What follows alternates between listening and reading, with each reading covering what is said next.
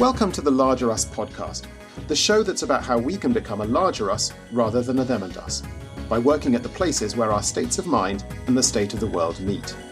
With me, Alex Evans. Find out more about Larger Us's work and how you can get involved at larger.us. Well, welcome everyone to the latest edition of the Larger Us podcast.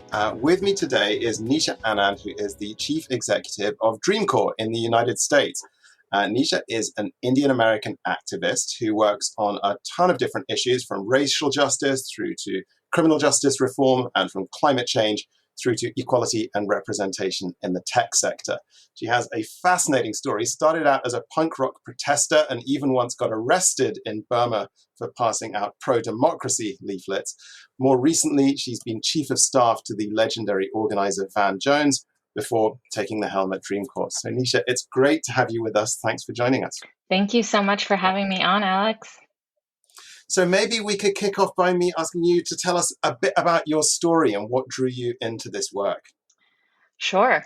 There's so many different ways to answer the question, but I often think about growing up in Georgia, in Atlanta, Georgia, in the South, which in the 80s was very much a black and white South. So me being an Indian kid of immigrant parents, I always felt a little bit like an outsider, like I didn't belong, a little bit of a misfit. And trying to find my way, I had a passion for being included, for seeing people who are left out and wanting to include them and fight for them. And I think that's what led me to have my progressive values. It's certainly what led me to be a little bit of a protester and an activist, certainly a hellraiser in my youth. Any cause that felt like it needed a voice, any place where I saw injustice, I would absolutely throw myself into. But also because I was a little bit of a misfit, I adapted pretty well. I found myself able to fit in with every group of friends. I could sit at every table in the lunchroom, and I could go from neighbors' houses to Indian immigrant families' houses to, really anywhere. That was my kind of survival mechanism. And I look back on it now, and I think that's what gave me my desire to seek that common ground, to find a way to include more people, to really only build movements and build movements for social change that look at expanding the table, broadening the range of who's included and who's part of the solution that I'm fighting for. That's, I'd say, where I got my beginning. For a lot of different stories I could tell for sure. And which issues did you cut your teeth on? I mean, when you were first starting out as an activist, what were you protesting about? Well, my earliest memory of protesting, I remember organizing, was I went to a Catholic high school in Georgia, and I was a young feminist. And I decided that I wasn't going to shave my legs because that was, some sort of patriarchal standard. And some boys complained that they found it gross. And I got called into the disciplinarian's office, and she instructed me that I needed to shave my legs. I started wearing instead the boys' uniform because I read the handbook and I saw that there was nothing that said the girls had to wear the skirts. Instead, we could wear the pants. So I started wearing pants instead of shaving my legs. And I was again called into the disciplinary's office and told I wasn't allowed to do that. So instead, not only did I not shave my legs, I organized a bunch of other girls to stand with me and also not shave their legs. So that was one of my earliest memories of organizing. I certainly was a young feminist. But I really got into also animal rights as a young kid. I was vegan before that was really a thing. And I found that it was an easy cause for me to get involved in. So I have a lot of stories about, locking myself by the neck to the center of a 3-ring circus and a lot of different protests like that. Right. You learn a lot that way. Yeah. Yeah, I bet. And in your TED Talk, you talk about how bridge building is kind of in your genes to some extent because of your family's experience at the time of partition in India. And could you tell us that story? Yeah, I grew up hearing this story, my family story. If you are of Indian descent or anywhere from the South Asian subcontinent, there are stories of the partition that permeate the family kind of mythology. And my father was a baby during the partition, and we were living on the Pakistan side, just north of the border, what would be the border. And when the British left, they just drew a random line that said, all right, this is now India, this is now Pakistan, and this is how it's going to be. It led to one of the largest mass migrations in human history. And so, as my family, who was a Hindu family, was trying to flee and make their way to India, there were a lot of Muslim families that were also trying to find their way north of the border. And at that moment, it was okay to harass, kill, murder anyone who did not um, fit in with kind of the state that was trying to be built at that time. And my parents went into hiding in order to try to find their way down to India, and they were hidden by a Muslim family. And I always grew up hearing the story. The part of the story that they told me was about how when they were in hiding, my father started to cry as a young baby. And my grandmother was holding him, and my grandfather decided that they were going to have to sacrifice him in order to save the whole family. He had 3 older brothers and sisters at that point, and they were hiding. And if they were found in that moment, it would be the whole family. So my grandfather was making the decision that he would have to sacrifice him, and my grandmother started shaking him. And just right at the right moment, at least is how the story was told to me, he stopped crying. And the whole family was saved. The story I found out later in life, and I don't know why I didn't connect this point when I was growing up, but obviously this Muslim family hiding them was making a big sacrifice too. And my father has this story that at one point when the house was being searched, the militias that were searching the house made them swear on the Quran that they were not hiding any Hindus in their house. And this Muslim family swore on their holy book in order to protect my family's life.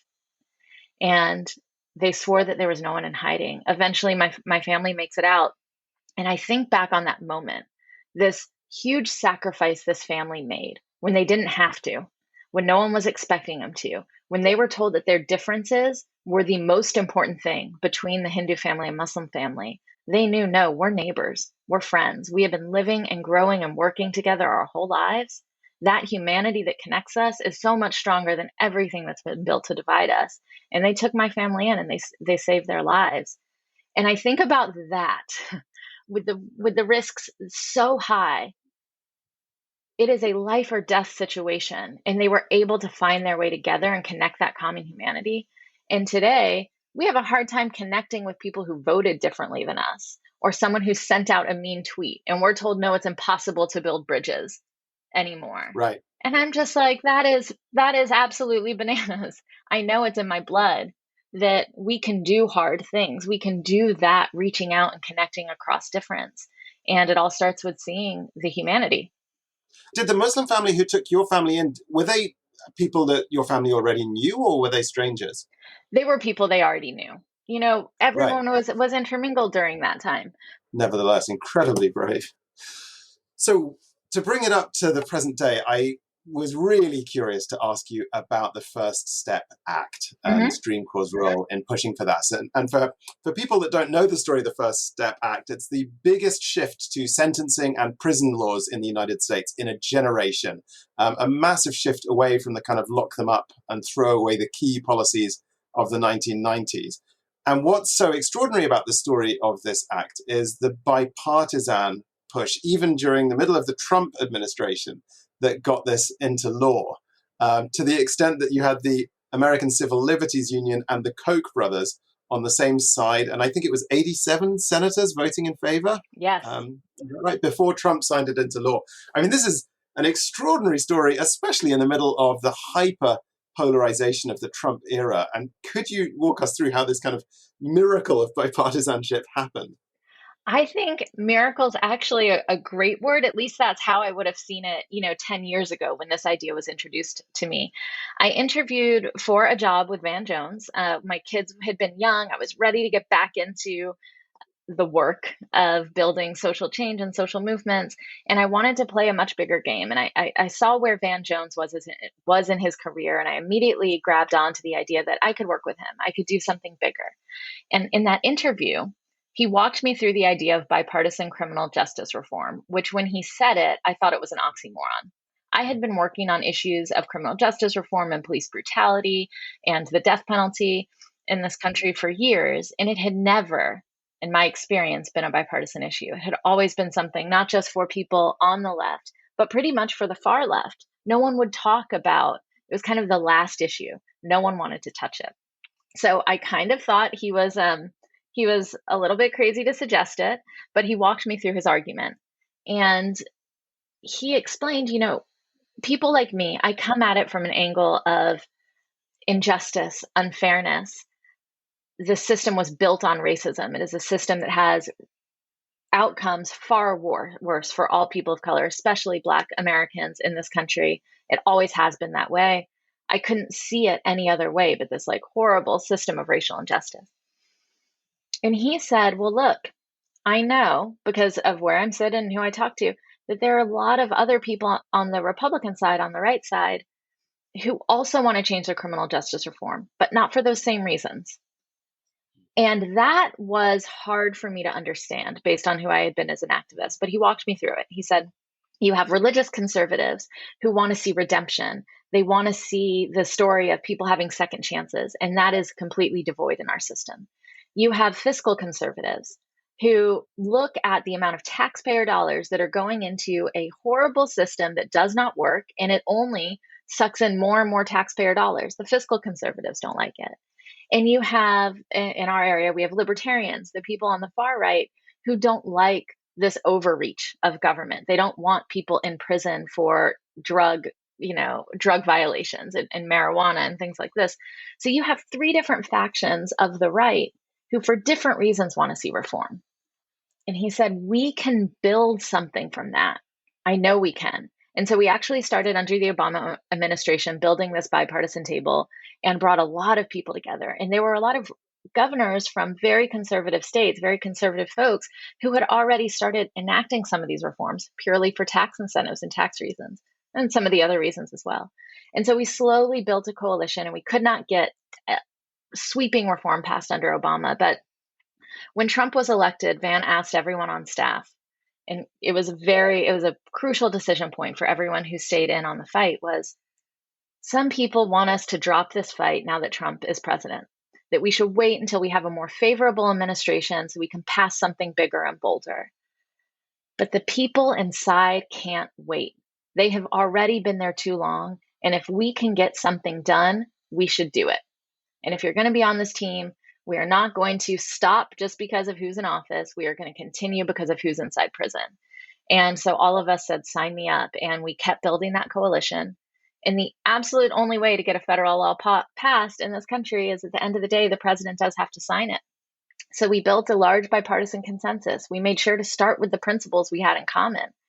And we called it the first step because that's exactly what we needed to people to see. It might not go as far as you want. It might not address everything, but this is a first step. And if we can get that done, what more could we do? And since that day, almost, I want to give you the right number, but I can look it up for you later and we can put it on there. But I think it's about 8,000 people have been home just from that act, and, more and more each day. And now we look at other issues where we think there's no path to getting something done, like climate. It had been a very hyper-partisan issue, but people think that we're kind of, like crazy to try it again. But I remember having that feeling so clearly when we started out bipartisan criminal justice reform. But a lot of folks are saying, oh, criminal justice, of course, there's bipartisanship there. There wasn't when we started. And so we're slowly building that same kind of consensus around climate. And there's actually a lot that we can get done that people do agree on around climate. And so we're working that angle there too. And I'd love to ask you about climate in a second. But just before we leave criminal justice reform, I mean, you've described there how you were putting together a coalition in which the various participants had very different motivations for taking part. Yes. Including within the right, but especially when you compare left and right. And I wonder if you think that means that this kind of approach, this coalition building based approach, is more suited to single issues than to whole collections of issues. Because what I'm thinking is that, you were able to find common ground even with the Koch brothers, which presumably would have been much more difficult on an issue like climate, where yes. they're the kind of bête noire of the environmental movement. And I wonder if that's in tension with, the strong push in some areas of the left to aggregate issues. So if you take the whole discourse of intersectionality, for example, it's very interested in the ways that different issues be that LGBT rights, racial justice, prison reform, disability rights. I mean, all of the ways that these forms of marginalization intersect. Do you think that aggregating it in that way actually makes it harder to build these very kind of cross-cutting coalitions? I don't think so. Um, I actually think that that's what we bring on the left to these conversations. We bring that in intersectionality. We are not going to take equity off the table. So when we were looking at the First Step Act, obviously a lot of the criminal justice policies for us, it's the racial disparity piece that we have to keep front and center. And that's what our partners can count on us for, is that we are going to make sure to bring the equity angle in there. One of the key pieces in this country back in the 80s, when a lot of the war on drugs started, if you had crack, you were sentenced much harsher than if you had cocaine, which are virtually the same drug. It's just economic and racial difference. Right. And making sure that those laws changed and that we're still fighting to get that retroactively applied, that is the intersectionality approach. And we will beat that drum in every one of those meetings. And because we don't change our view around intersectionality, all of our partners on the right trust us to bring that, and they listen to it. So when we're looking at some of this climate legislation and green legislation, one of the areas of agreement, of course, is around green jobs. Everyone thinks we need more jobs in this country, and we really should build towards that. And kind of this new, more eco-friendly way of building is going to create more jobs. Everyone likes jobs. That's totally agreement. Now, who gets those jobs? We can absolutely be building a new economy with these kind of clean, green, better paying jobs, and it could completely miss the communities who have been hurt worse by climate, who have been hit first by climate disasters. It could totally miss that if we weren't at the table. So that's the lens that we bring. And if we weren't at the table, which I know a lot of people can't do that, won't sit at a bipartisan table, if we weren't there, it wouldn't reflect kind of those values and the importance of that. Right. And I think the moment we're in is there's a yearning for understanding what about our system is unequal and has been unequitable. What is the historic piece of the historic racism, the institutional racism, and being able to bring that to the table and explain it in a way that's understandable and have a solution forward of how to solve it, that's an important piece. And I don't want that to ever be left out. So that is something we make sure to bring everywhere we go. Right. And something else I wanted to ask you about in the context of criminal justice reform is the empathy network that you put together. Because, I mean, this was extraordinary in the diversity of the kinds of people you were bringing together. So it was not just kind of police officers or people who work in the legal system, but even including both victims of crime and perpetrators of crime. And can you talk us through how did you put that together and how did that contribute to the political context that allowed the act to be passed? Absolutely.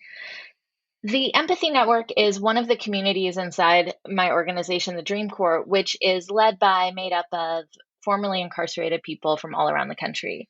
And there's so many issues that affect folks who have been incarcerated and hurt by incarceration, including the families that are kind of left behind, the communities where the prisons are, that formerly incarcerated folks have a lot of different ideas and solutions to bring to the table. And in fact, had we not been led by people closest to the problems, we might have come up with a different set of solutions.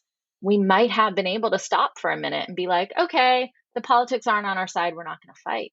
But folks who have been inside say, no, I do not care who signs this bill. I don't care if they're a Republican or a Democrat or whatever. I want the bill signed. I want my family home. So that's really important to the urgency of the problem, but also the solutions coming up, especially looking at conditions of confinement. You know, we have pretty horrible conditions, and without people being able to speak to that and really bring the humanization to folks, to legislators, and explain what actually happens inside, without that connection, you can't have that much progress. I really believe our storytelling, our ability to talk about the pain connects us all. There's a piece of it that everyone can connect to. When I first heard that women were still being shackled during childbirth, I could immediately understand. I had 2 children of my own. I could not imagine the lack of humanity that must go into a system like that. That's important.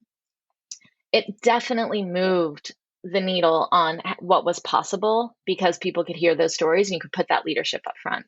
But there was also a moment during the fight for the First Step Act where the folks who, thought of this as letting dangerous people out, in mass all over the country.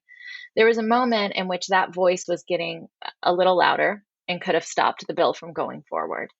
And one of the other places where one of our partners have organized, the Alliance for Safety and Justice, they've been building a huge community of folks who have been impacted by crime and violence, survivors of some of the worst parts of what crime and violence do to communities.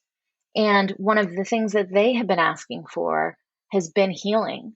That although sometimes prison can feel like the right move, that there are some things where you're just like, I don't want that person out in this community. There are a lot of people who are saying that didn't actually heal me at all. In fact, it harmed more. Putting people from our community behind bars is harming more. And so for every survivor, there's a survivor-centered solution that's out there. Do you want to have a conversation, a mediation, a restorative justice type of communication to heal? Are there other ways for communities to heal? And that voice was really important. And so bringing survivors of violence and survivors of crime also to the Capitol, to DC, to tell their stories and how they want a better, more just, more rehabilitative criminal justice system in this country was also important. So it's one of the things that guide us, that the folks that are closest to the problem have to be involved in finding the solutions. Absolutely. We take that to us in our climate work and in our tech equity work and workforce development and infrastructure. It's a really important piece of what we do. Yeah, great. Okay, well, let's talk a bit about climate change, because it's very cheering to hear you think that there could be prospects in climate for the kind of bipartisan approach that worked so spectacularly on the First Step Act. But I mean, I'm thinking to just, the level of polarization we've seen on climate in the US in recent years. I mean, I remember back in 2008 where we had an election between two presidential candidates who both agreed that climate was real, caused by humans, urgent to do something about it. And then, prospects for bipartisan climate legislation fell apart as the Tea Party came storming in, and then the Copenhagen Climate Summit fell apart too. And it's sort of, that seems like an impossibly distant memory. And I also think of how US engagement with global climate policy has kind of flip-flopped, that, you have Bill Clinton taking the US into Kyoto, and then George Bush tears it up. And then Barack Obama takes the US back into the Paris deal, and then Donald Trump tears that up. And now Joe Biden's taken the US back in once again, but I've been thinking only a real optimist would assume that this was now a settled consensus. So it makes me very hopeful that you think the prospects are there for bipartisan agreement on climate. But what would that take, and what might it look like? I mean, is this a kind of radical net zero focused form of climate policy, or is this starting with agreeing some kind of low-hanging fruit confidence building measures? I believe we have to start with low-hanging fruit confidence building measures. We cannot wait for the best, most perfect deal out there. I would like to. I agree with, going as far as we possibly can to save the earth, but we cannot wait for the agreement on that. It's not there. And in fact, in our midterm elections, we're likely to lose the Democratic majority. And so all of a sudden, we could be back in the scary position you just described of flipping backwards if we don't get serious about building some consensus measures. So I believe we can start kind of a first step in climate. There's a lot we do agree on, like green jobs is very easy for folks to see that can help communities, it can help the economy, it can help folks suffering. There's a lot of agreement there.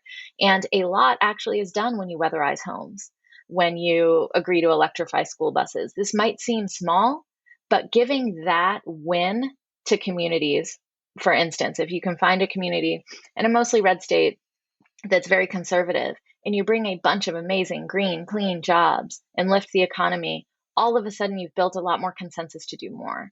And that's what we found with the First Step Act. Folks worried, oh my gosh, all these horrible things are going to happen when you let folks out of prison. None of that happened. In fact, things got stronger. We had a lot of amazing stories and outcomes that we can tell. The same, I believe, is true on climate. And so it's not the sweeping radical nature that is in my heart, but I know it's the only way for us to get somewhere where there's enough political cover that more conservatives will put themselves out there and say, yes, this makes sense.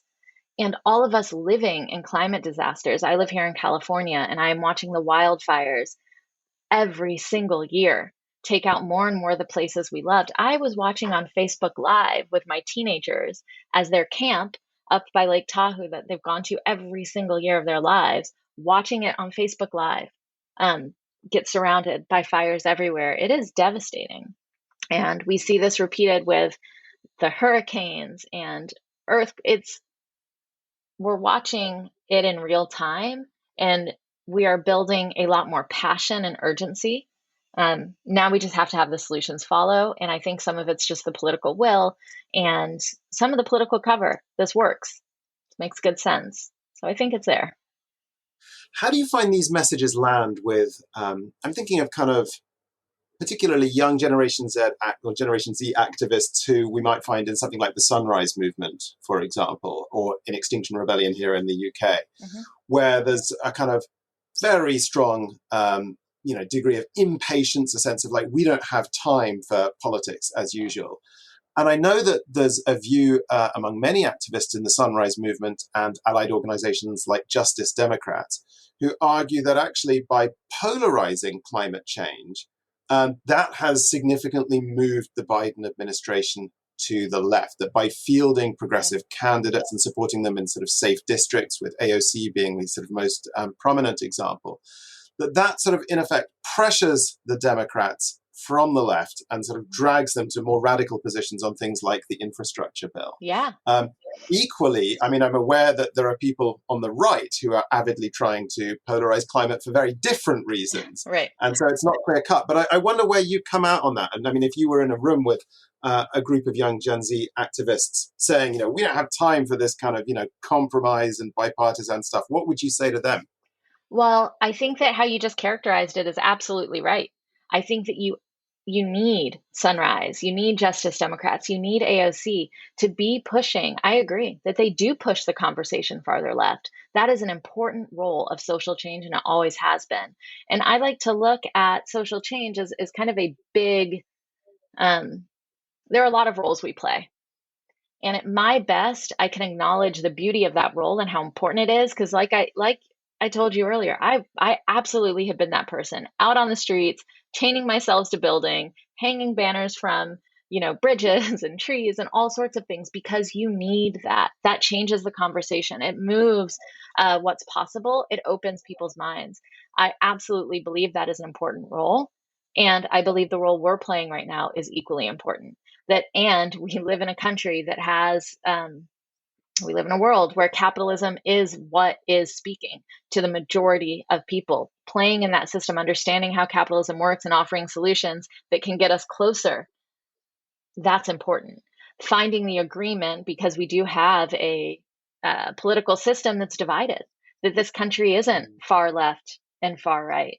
We actually are a ton of people in the middle for the most part. And that's where governing happens, that finding those agreements helps. I absolutely want to push people farther left. And so if I was in a room, your original question, I would acknowledge that role and how important it is and ask to be also do our part and our thing, because I think both are important to moving the country. Do you think there is a risk in any way of Sunrise and Justice Democrats doing what they're doing? Because what I'm getting at here is I wonder whether there's a risk that by tacking to the left and kind of taking climate with them, that if climate becomes perceived elsewhere on the political spectrum as an issue that, quotes, belongs to the left, that, for instance, when you get someone like Naomi Klein saying that, climate is fundamentally about, we've got to finish capitalism, which is a framing that could be kind of threatening to people elsewhere on the political spectrum. Do you think there are risks where you have, pro-climate activists tacking to the left, of them firing up an equal and countervailing reaction on the right, so that the two sides end up cancelling each other out and the only real shift is a net increase in toxicity? Because that's one of the worries I have about that approach, that when we polarize, we fire up our base, but we risk firing up, quotes, their base as well. The only thing I can look at is from history, that's always been the case, that there's always been loud, vocal, minority voices on every side of any issue that do get a lot of the attention, for sure. But I haven't seen it be as catastrophic as I think you're pointing out. And I'm trying to think of exactly the point here I want to make is the best example, especially from just this conversation we've had, is on criminal justice. Absolutely. We have folks who are abolitionists that believe absolutely no prisons, period. There's no reform that makes sense at all. And they are loud. And they're folks that I work with and have been part of. And they absolutely are drumming up the same type of sentiment where folks are like, are you, that's ridiculous. You're saying there should be no prisons. What would you do with serial killers? Those are really, on both sides of that, that's really extreme. Neither one is possible immediately to really consider. And I'd say the same thing happens here. It's a really interesting question. I think you could tell I'm a little bit tripped up on it. I believe it's important to have those voices. I believe more that it pushes the conversation forward and doesn't stop progress, it helps it. We are so divided right now that that's been tested in me. I got to say that that's what my pause and that's what my consideration is about, is that it's tested my faith a little bit. And so all I can do is say I'm not going to focus on either side in terms of the work that I do and the work that my organization does. If I look too much at either side, I'm missing the possibility of everything in the middle. And so what I've dedicated my life to is really focusing on all of the amazing stuff that's possible in the middle, and really only I ask my team this every day. If you're going to propose something to me, if there's a campaign we're going to do, does it bring us closer together or does it divide us further apart? And I ask that to my team about every day, every tweet they send, every email, every campaign we take on, every piece of legislation. Is it driving us further apart or bringing us together? And we are squarely in the we only choose solutions that bring us closer together. So that's why I feel a little tested right now, because the division does feel harder to take than it used to. So I guess there's a no, I don't think it's making it worse, but then I'm like, maybe it could be. Maybe this is worse than it's ever been. But I guess that's the side of me that I don't, work with every day. I kind of put that to the side to be able to do the beautiful work that I think is possible. Do you find that, when you are out talking about bridge building and common ground, obviously you are making strenuous efforts to make sure that you're going to speak in language that appeals to both the left and the right, that, as you say, brings people together. But do you find that even with making those efforts, bridge building and common ground are frames that appeal more to people on the left? And the reason I ask this is that in our work in Larger Us, we have also sort of, gone to pains to sort of try and make sure that we are not coming across as overtly partisan in our work. And yet, when you look at the people who come to our events or apply for our programs, there's a very pronounced skew to the left. Yeah. And indeed, I suppose things like very strong commitment to internationalism, to things like foreign aid, for example, are also things that tend to play to sort of people on the left. And I wonder if we're in this sort of paradoxical situation that even as we talk about bipartisanship and bridge building, it risks becoming in itself an issue that is kind of owned by the left. Yeah. I think that's really interesting. It's something that we struggled with early on in defining who we are in being a bridge building organization. And we batted around quite a lot. And we said, no, we are decidedly from the left. We are decidedly progressive. We can't hide that. We have to be authentically who we are and show that we are going to be people that stay true to our values, but are willing to work with anyone who shares the solutions that we do. I think that when it looks like is bridge building itself just an issue that's on the left, I don't think that's true. I think it's because of where we sit. It feels that way. I do believe that there are, at least, I can speak to in the context of this country, a lot of conservatives who were alone and isolated during the Trump era. A lot of folks that were Republicans that felt like where this party is going is not for us. That's not what we signed up for. We have conservative values that do believe in individualism and liberty and this idea that people can define their own path for themselves. That doesn't mean we completely stomp on everyone else. Like, that is a conservative value. Like, this idea that everyone should be able to thrive in this country is an inclusive principle that is a conservative value. So there were folks that felt very isolated by the oppressive rhetoric that was coming out at that moment. Those folks also want to bridges. They would like their conservative party to also be with them, but they're willing to work across the aisle. Now, it hasn't been politically popular, but I don't think that means that it's exclusively to the left. I think with conservatives, it hasn't been politically popular, and so they've needed some cover. But I do think that there have been folks, especially even on our bills, like you said, we had 87, it would have been 88 senators out of 100 sign this piece of legislation. We had somebody stuck on an airplane, right? That was almost, everybody. So I don't think I think it may run the risk. Yeah. If conservatives don't get the ability to speak out and feel like they have that political cover to do so, but it hasn't been my experience. It's just that those seem to be the circles I run in. So that's what it looks like on my day to day. Yeah. Something else that I wanted to ask you is thinking back to Michelle Obama's famous line at the 2016 Democrat convention about, when they go low, we go high. That's obviously, brilliantly put as a kind of call to arms for bridge building and bipartisanship and kind of, talking up a hopeful story as well. But one interesting piece of pushback that I got once on when I was sort of making a case on a program for bridge building approaches to driving change was a young woman of color who asked the question, why does it always have to be us that go high when they go low? I am exhausted of always being the one who has to empathize, who has to listen, who has to make myself vulnerable, to do the kind of emotional labor of kind of starting to build the bridge. And you must have had sort of similar questions asked when you've been making the case for bridge building. How do you reply when someone asks that kind of thing? Well, one of the main reasons that I became a progressive is because of that feeling of being excluded, of feeling that the world hated me and hated who I was and what I represented. And so I believe the set of values I represent, for me, being a progressive is to be about inclusivity and to be about love. And at the heart, that's what I'm fighting for. I believe you can only dehumanize the people you don't love. I feel like a lot of these policies come out of this inability to recognize the common humanity in folks. So that is about empathy. That is about love. I will never be able to out hate the haters. It's not in my DNA. And I'd argue that if you are on the left, it shouldn't be in your DNA either. We should not be trying to out hate the people who really, really hate. And that's what I think when we have these kind of battles in public with these public battles with nasty words exchanged and kind of the when they go low, we go high mentality, that low piece, I don't want to be better at being low. I don't want to be better with that language.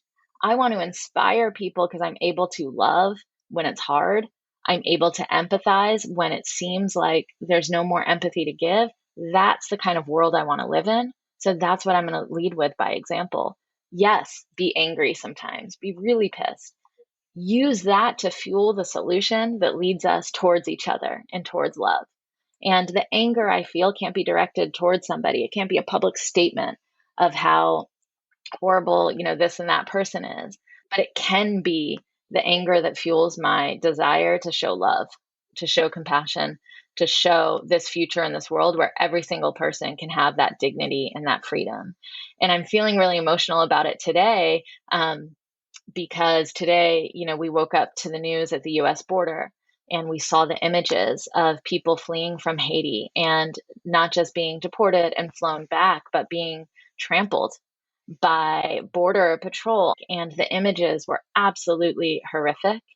And my heart went back to a place of like, this isn't possible if love is what fuels your work. It sometimes sounds simple and people think I'm a little bit cheesy for talking about it all the time. But to me, that's the first principle of progressivism. It is really when they go low, we go high, because that's what we do. That's the world I want to build. Is there anyone you wouldn't have a dialogue with just on principle? Is there anyone you would regard as beyond the pale, that there is no conversation to have there?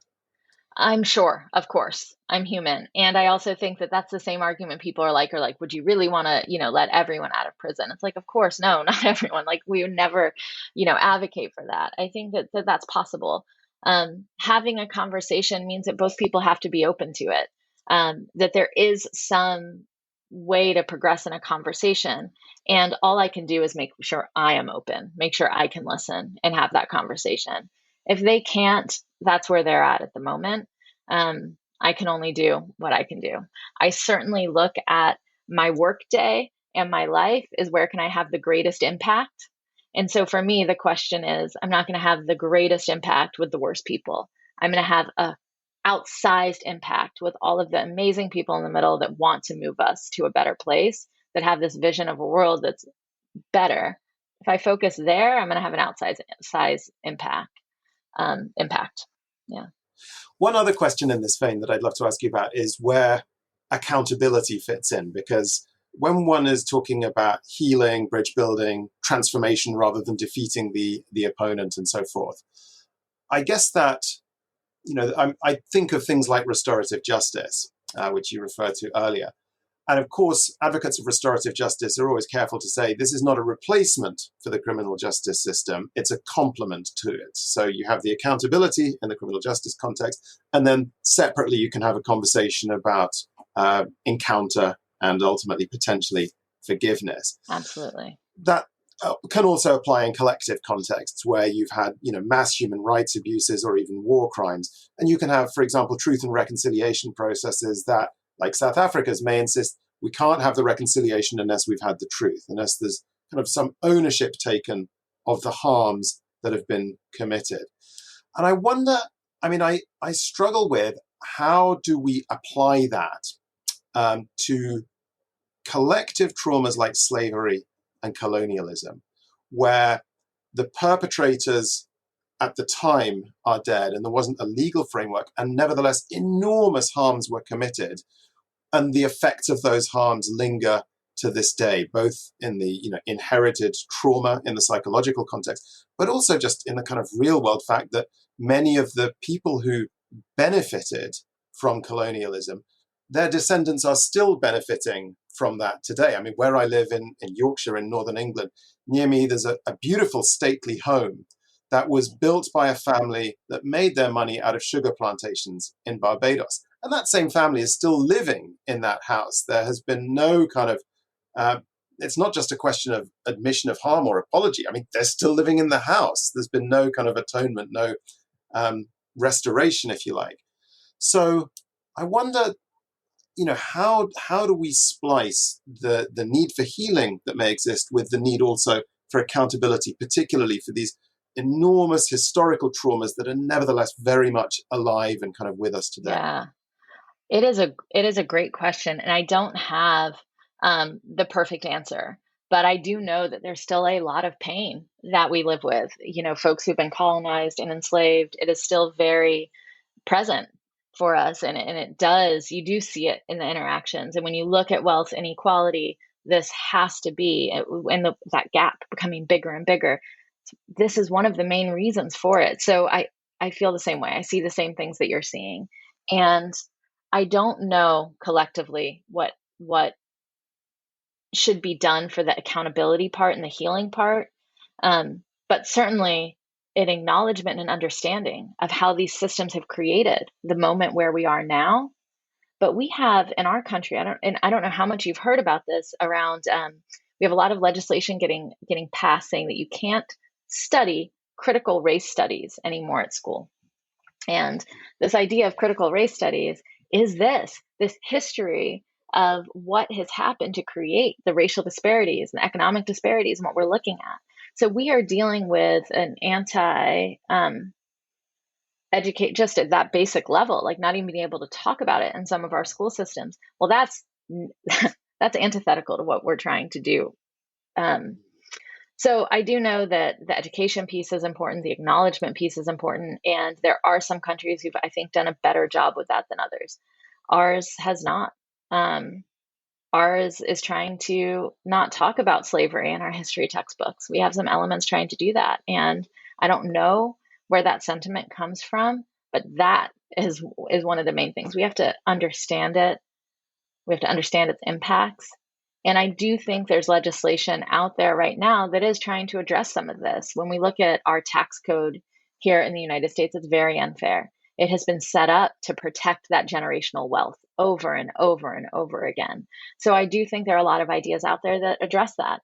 We've actually, through legislation, been able to scale, to some extent. There's some ideas of reparations, like inheritance tax and things like this, actually are trying to do that at scale. So there are solutions out there. There are some that are more acceptable than others here, but we have a long way to go. To finish up, I'd love to ask you about how ordinary people can take forward the kind of bridge building that Dreamcore stands for. One of the things that fascinates me on your website is that you're explicit about how personal transformation and systemic transformation go hand in hand. And we've talked already about a lot of the work that you do in terms of high-level advocacy and assembling coalitions, and also, at times bringing people with lived experience of issues like criminal justice into some of those high-level conversations. But in terms of just ordinary people who resonate with what you're trying to do and want to do more than just give $10 a month, they want to, actually embody this in their lives. Is that something that Dreamcore does? And I also wanted to ask you, whose job is it to equip people with the skills needed for bridge building? Because, this is demanding work, both in terms of patience and self-control, and empathy and listening, and the self-care that may be necessary when dealing with these charged conversations. Is that something that Dreamcore is involved in as well? We are not the experts at training you on how to have some of these courageous conversations, but there are a lot of people out there that are, and this is exactly what they're doing right now. And I'll put up some resources on my website, nishaanand.org. I'll put up common ground resources because I think it's really important that there are groups out there that are having these conversations and really trying to bring people together and see the other side. And I have seen really good guides of step 1, 2, 3, 4, 5. Like, here's what you need to do to approach this type of conversation. It's out there. It's not getting a lot of attention because it's not the sexy issue that people want to talk about, but those resources are there. But what we do at Dreamcore is try to build communities in our network. You can come in and join us and be part of a network where we do have conversations together. We have something called Dream Circles, and the groups are put together kind of on a weekly basis where folks can just come and talk about some of these issues, the hard things they're having and getting through it. And we work together, and other parts of our community, like the Empathy Network or Climate Storytellers, they're folks committed to this way of being that are then converting that into action and legislation and telling their stories in places where it can make a difference and make an impact. So we really work on helping people do that piece of it versus just the initial bridge building phase. But certainly there are partners, and we're trying to build a big coalition of folks to do that. Just on the dream circles, these are what they meet in real life or online? Well, right now it's virtual. Of course, for the last 2 years it has been. And so we do have, you can find out about Dream Circles on Dreamcore, it's our website, .us. And yeah, it's just a virtual online gathering. I hear there's often a lot of crying, which is definitely acceptable, and a lot of helping. And you'll have to excuse me. I have a 165-pound Great Dane who's now running towards the door. I don't know if you can hear all the noise in the background, but he's very excited about whoever showed up today. Okay, no, we can't hear any of it. Don't worry. Last of all, just how do you see the outlook for democracy in the United States at this point? So much of what you've said in this conversation has been hopeful about prospects for bipartisan cooperation and potentially even breakthroughs on issues that we often see as some of the most intractable. And yet, thinking back to the attacks on the Capitol, the fact that, kind of conspiracy theorists are now holding kind of elected office in the Republican Party, that, it feels like the deep, deep wounds are certainly not healed and, maybe not even healing yet. How do you, so it's almost a kind of race between two trends. We've got all the kind of negative trends that we see, and then these sparks of light, with Dreamcore, one of them, obviously gathering pace and showing what can be done. How do you feel things look as you look ahead to the midterms and the next presidential election in the United States specifically?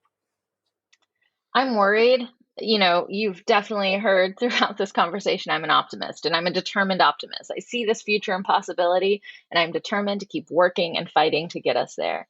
But I am really, really worried. I have seen some horrible trends and anti-democratic ways of thinking and being, and actually laws being proposed to take away rights of voting and make it harder for people to have their voices heard. And I never thought I would see a turn backwards. And I do not know that it's picking up steam so much as it's getting clever and louder. I don't know that there are more people that are flocking to that. I think that maybe it's just getting a little louder and noisier. At least that's my optimistic take on it, and my hopeful take. But I believe every single person that values any kind of life, dignity, any of the freedom that, and again, not equally given to anyone, but even that tiny bit that you may have in this country, we have to pay attention to preserving our democracy and actually making us more democratic. We have to be able to move the other way, towards direct representation, towards these other things that move us towards democracy. And we have to call it out whenever we see it. I am worried. I do think it's one of the bigger issues. Well, Nisha, thanks so much for making time to join us today. It's been an absolute pleasure talking to you. For anyone who wants to find out more about DreamCorps' work, as Nisha has said, the website is dreamcorps.us, and we'll be following your work with tons of interest. Thanks again for joining us. If you'd like to find out more about Larger Us's work and how you can get involved, then head over to larger.us/get-involved, where you'll find details of how to sign up for our mailing list, together with lots more about our community and our courses. Until then, thanks again for joining us this time, and we'll hope to see you again soon.